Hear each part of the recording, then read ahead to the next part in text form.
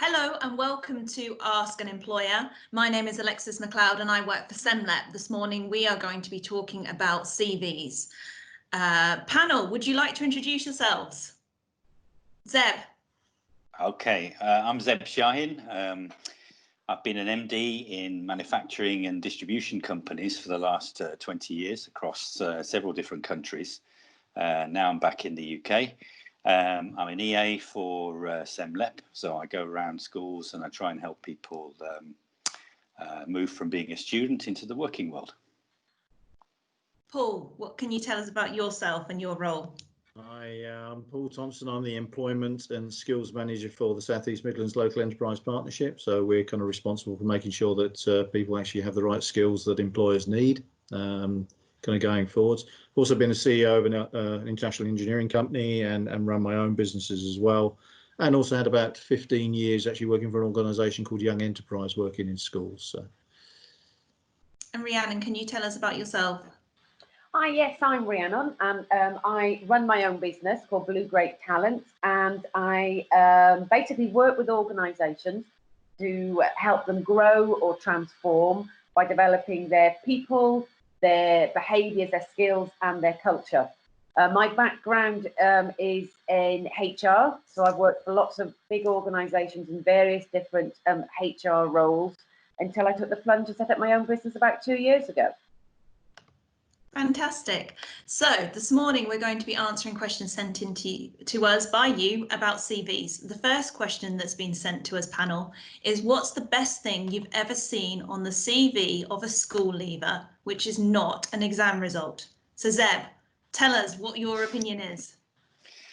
I don't know about the best thing on a CV, but I tell you the one thing that really does strike me is when most CVs will look the same, because there are a series of bullet points and exam results and I went to this school or that school.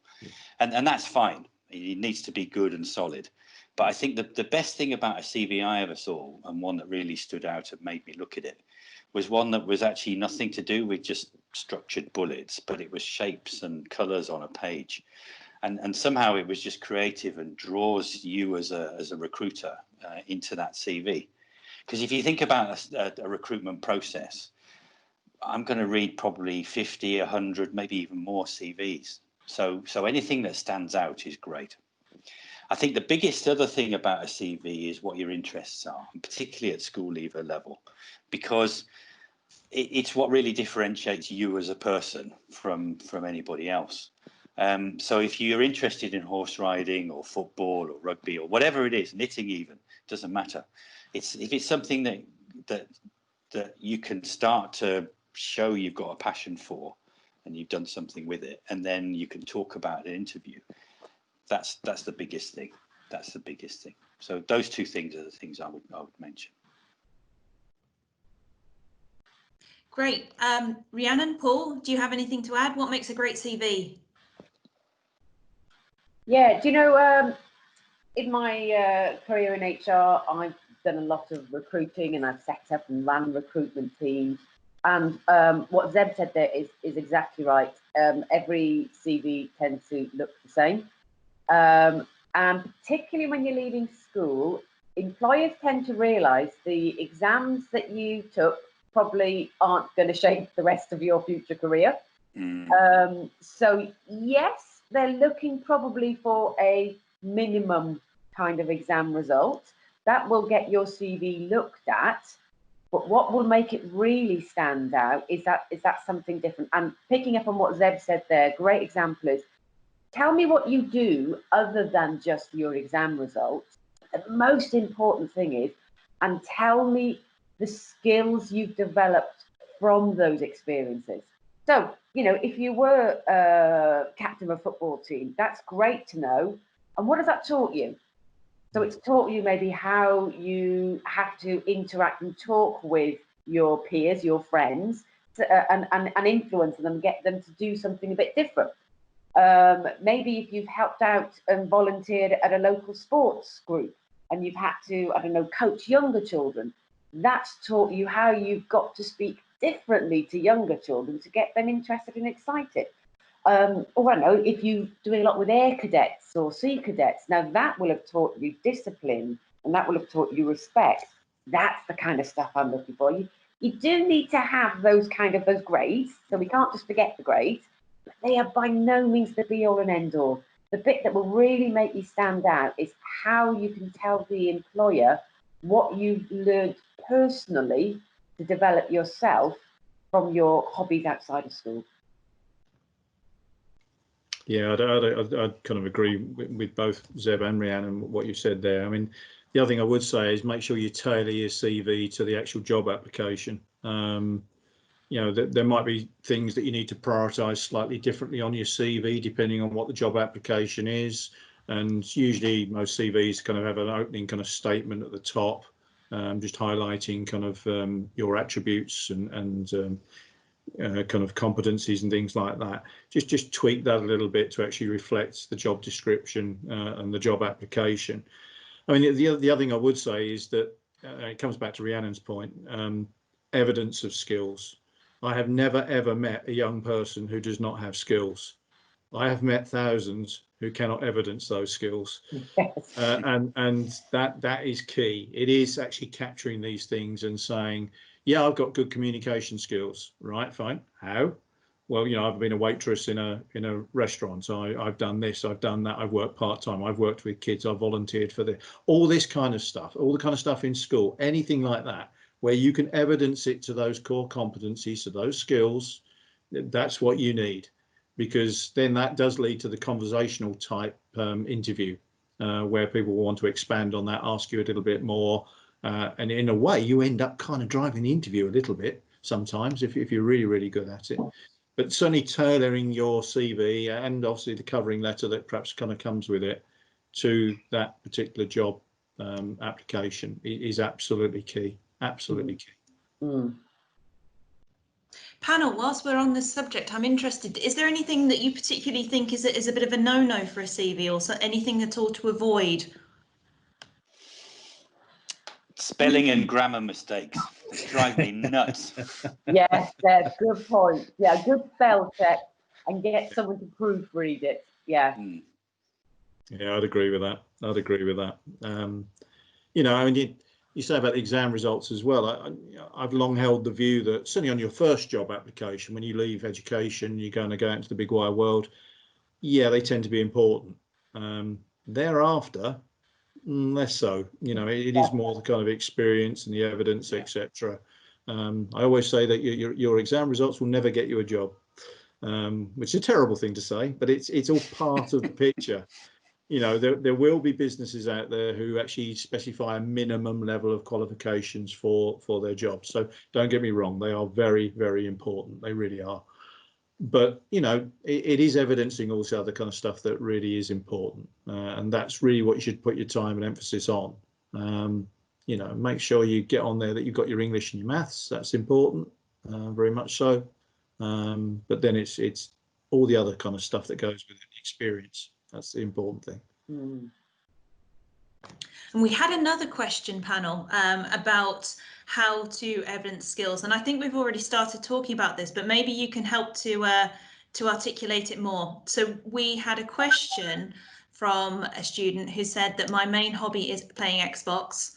I want to know how to present that on a CV to make it sound like an attractive skill to an employer. Anyone with any thoughts on that, Rhiannon? Well, this is so topical because I'm part of a networking group with HR people, and there is another lady in that group who's a little bit mature, and she told us the other day that she is a massive gaming fan, and in this period of lockdown, she was taking a week off work and was going to spend most of that week gaming online. So, first thing I would say is, it's a fact of life. You know, Xbox, gaming, online, that's how the world works these days. Don't be ashamed about it. That's fine. Employers probably do the same as you. How do you make it attractive or interesting? Again, it's going back to the conversation we just had. So what has that taught you? What skills have you developed from your hobby of Xbox? what skills have you developed that could be really applicable to the world of work? Absolutely, I would say your digital skills, your ability to use technology, which, if I'm honest, is a little bit, well, we expect that these days as an employer. So it's not necessarily that'll stand you above everybody else. It is an expectation that you can use technology. So what other skills have you developed? There must be something in the way of having to plan and I kind of get a strategy for getting around that game. You've learned from the mistakes that you've made in the game. You've tried something different. You've explored or experimented with something different. Or has it exposed you to a number of different cultures, people from different countries online? Do you play with other people?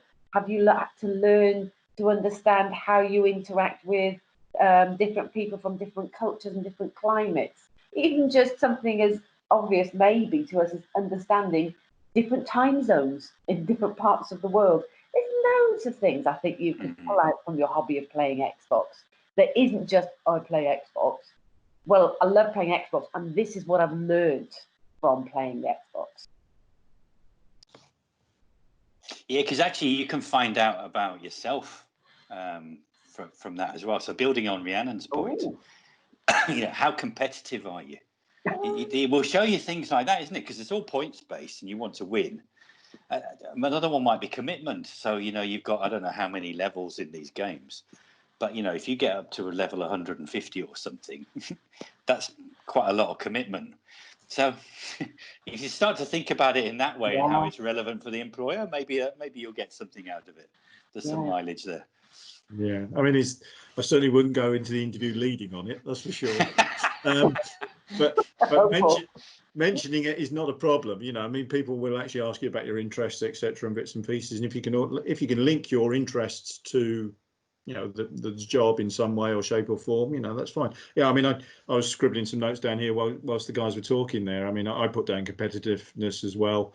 Resilience, I think, was the other one. That word comes up time and time again in interviews, etc.